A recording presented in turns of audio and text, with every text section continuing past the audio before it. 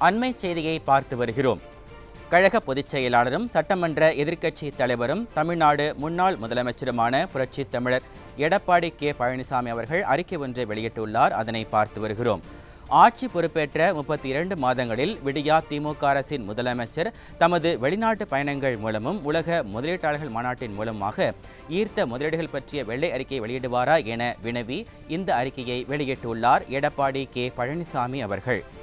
ஆட்சிக்கு வந்து 32 மாதங்களில் ஐக்கிய அரேபிய நாடுகளுக்கு குடும்பத்துடன் சுற்றுலா, பிறகு சிங்கப்பூர் சுற்றுப்பயணம், 2024ஆம் ஆண்டு ஜனவரி 7, 8 ஆகிய நாட்களில் உலக முதலீட்டாளர்கள் மாநாடு, பிறகு ஜனவரி 27இல் ஸ்பெயினுக்கு சுற்றுப்பயணம் என்று தமிழ்நாட்டில் அந்நிய தொழில் முதலீட்டாளர்களை ஈர்க்க வேண்டும் என அயராது உறங்காது இரவும் பகலும் உழைக்கும் முதலமைச்சரின் முயற்சிகளால் உண்மையிலேயே திமுக ஆட்சியில் 32 மாதங்களில் எவ்வளவு நேரடி முதலீடுகள் தமிழகத்திற்கு வந்துள்ளன என்றும், அதன்படி எத்தனை தொழிற்சாலைகள் செயல்பட தொடங்கியுள்ளன என்றும், அதன் வாயிலாக எவ்வளவு நபர்களுக்கு தமிழர்களுக்கு வேலைவாய்ப்பு கிடைத்துள்ளது என்றும், புரிந்துணர்வு ஒப்பந்தங்களின்படி எவ்வளவு நிறுவனங்கள் தொழிற்சாலைகளை தொடங்குவதற்கு அரசு அணுகியுள்ளன என்றும், இந்த அரசு முழுமையான வெள்ளை அறிக்கை வெளியிட வேண்டும் என்றும் சட்டமன்றத்திலும் பேட்டிகளிலும் நான் பலமுறை வலியுறுத்தியுள்ளேன் என தெரிவித்துள்ளார்.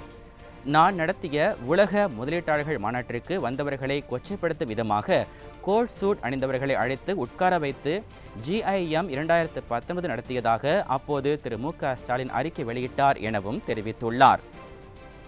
நாங்கள் தொழில் முனைவோர்களை அதுபோன்று கொச்சைப்படுத்த மாட்டோம். தொழில் முதலீடுகள், தொழில் வளர்ச்சி என்பது ஒரு தொடர் நடவடிக்கைதான்.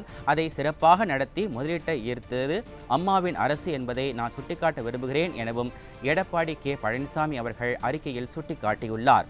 குறிப்பாக தொழில் முதலீட்டை ஈர்ப்பதற்கான அரசுமுறை பயணமாக 27/1/2024 அன்று ஸ்பெயினுக்கு சென்ற விடியா திமுக அரசின் முதலமைச்சர் அங்கு நடந்த முதலீட்டாளர்கள் மாநாட்டில் கலந்து கொண்டதாகவும், ஸ்பெயின் நாட்டின் முன்னணி தொழில் நிறுவனங்களின் நிர்வாகிகளை தனித்தனியே நேரில் சந்தித்து பேசியதாகவும், இதனை அடுத்து பல தொழில் நிறுவனங்கள் தமிழ்நாட்டில் தொழில் தொடங்க முன்வந்திருப்பதாகவும் பல நிறுவனங்களின் பெயரை குறிப்பிட்டு நேற்று, அதாவது 7/2/2024 அன்று பேட்டியளித்துள்ளார் என்பதையும் சுட்டிக்காட்டியுள்ளார். தமிழ்நாடு தொன்று தொட்டு உற்பத்தி மாநிலமாக திகழ்ந்து வருகிறது எனவும், முன்னாள் முதலமைச்சர் கர்மவீரர் காமராஜர், புரட்சி தலைவர் MGR, புரட்சி தலைவி அம்மா ஆகியோர் மேற்கொண்ட தொடர் முயற்சிகளின் காரணமாக தொழில் துறையில் தமிழ்நாடு தொடர்ந்து முன்னணி மாநிலமாக திகழ்கிறது எனவும் தெரிவித்துள்ளார். 1992ஆம் ஆண்டில் ஏற்பட்ட உலகமயமாக்கல் மற்றும் தாராளமயமாக்கல் கொள்கைகள் இந்தியா ஏற்று செயல்படுத்தியதன் காரணமாக பல பன்னாட்டு நிறுவனங்கள் இந்தியாவில் தொழில் தொடங்க முன்வந்துள்ளன என்றும் தெரிவித்துள்ளார்.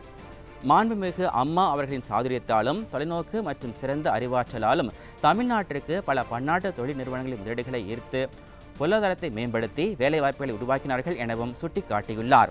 2015இல் உலக தொழில் முதலீட்டாளர்கள் மாநாட்டை நடத்தினார்கள் எனவும், இதன் காரணமாக தமிழ்நாடு இந்தியாவின் 2வது பெரிய பொருளாதாரத்தை கொண்ட மாநிலமாக மாறியது எனவும் தெரிவித்துள்ளார். அதாவது மகாராஷ்டிரா மாநிலத்தை அடுத்து தமிழ்நாடுதான் உள்நாட்டு உற்பத்தி 8.47% பங்களிப்பை அளித்து இந்தியாவின் முக்கிய தொழில் வளமிக்க மாநிலம் என்ற பெயரை பெற்றது எனவும் தெரிவித்துள்ளார்.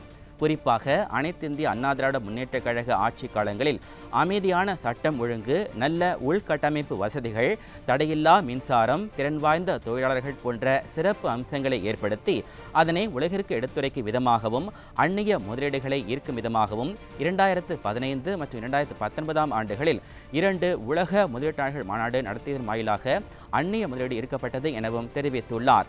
அதில் போடப்பட்ட ஒப்பந்தங்கள் முறையே சுமார் 60% மற்றும் சுமார் 90% நடைமுறைப்படுத்தப்பட்டுள்ளது என்பதையும் சுட்டிக்காட்டியுள்ளார். மேலும் தமது தலைமையிலான ஆட்சியில் தொழில் நிறுவனங்கள், தொழில் முதலீட்டாளர்கள் எளிதில் தம்மை அணுகக்கூடிய வகையில் இருந்ததாகவும், கோவிட் பெருந்தொற்று காலத்தில் கூட பல தொழில் முதலீடுகள் ஈர்க்க முடிந்தது எனவும் தெரிவித்துள்ளார்.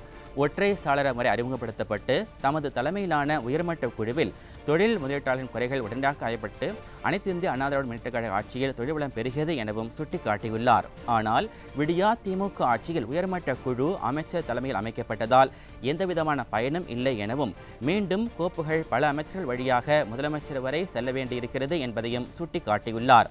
2030க்குள் $1 டிரில்லியன் முதலீட்டுகளை கொண்டு வருவேன் என்று கூறியதற்கு இது நாள் வரை வரைவு அறிக்கை எதுவும் விடியா திமுக அரசால் வெளியிடப்படவில்லை என்பதையும் சுட்டிக்காட்டியுள்ளார். திரு ஸ்டாலின் அவர்கள் ஸ்பெயின் பயணத்தால் தமிழகத்திற்கு 3 நிறுவனங்கள் வாயிலாக 440 கோடி ரூபாய் முதலீட்டிற்கான உடன்பாடுகள் ஏற்படுவதாக தெரிவித்துள்ளார். மேலும் பல நிறுவனங்கள் எதிர்காலத்தில் தமிழ்நாட்டு முதலீடுகளை செய்வதற்கு வாய்ப்புகள் உள்ளன எனவும் தெரிவித்துள்ளார் என்பதையும் சுட்டிக்காட்டியுள்ளார். 20 நாட்களுக்கு முன்பு சென்னையில் பல கோடி ரூபாய் செலவழித்து உலக முதலீட்டாளர்கள் மாநாடு நடத்திய போதே ஸ்பெயின் நாட்டின் முதலீட்டாளர்களையும் அழைத்திருக்கலாமே எனவும், ஆனால் 20 நாட்கள் கூட முடியாத நிலையில் மீண்டும் முதலமைச்சர் ஸ்பெயினுக்கு சுற்றுப்பயணம் செய்து முதலீட்டாளர்கள் மாநாட்டில் கலந்து கொண்டது முதலீட்டு ஈர்க்கவா அல்லது முதலீடு செய்யவா என்ற சந்தேகம் மக்களிடையே எழுந்துள்ளது என்பதையும் இதனை முதலமைச்சரால் விளக்க வேண்டும் எனவும் கேட்டுக்கொண்டுள்ளார். மேலும் தற்போது உடன்பாடு ஏற்பட்டுள்ள 3 நிறுவனங்களில் 2 நிறுவனங்களின் அலுவலகங்கள் சென்னை மற்றும் பெருந்துறையில் இருப்பதாக கூறப்படும் நிலையில் ஸ்பெயின் சென்று ஒப்பந்தங்களில் கையெழுத்திட்டது ஏன் என்பதை முதலமைச்சர் தான் விளக்க வேண்டும் எனவும் கேட்டுக்கொண்டுள்ளார். எனவே விடியா திமுக அரசின் முதலமைச்சர் ஆட்சி பொறுப்பேற்ற இந்த 32 மாதங்களில் வெளிநாட்டு முதலீடுகளை ஈர்த்தது குறித்து முழுமையான வெள்ளை அறிக்கை வெளியிட வேண்டும் என்றும் மீண்டும் ஒருமுறை வலியுறுத்துகிறேன் எனவும் எடப்பாடி கே. பழனிசாமி அவர்கள் அந்த அறிக்கையில் வலியுறுத்தியுள்ளார். இதனை அண்மை செய்தியாக பார்த்து வருகிறோம்.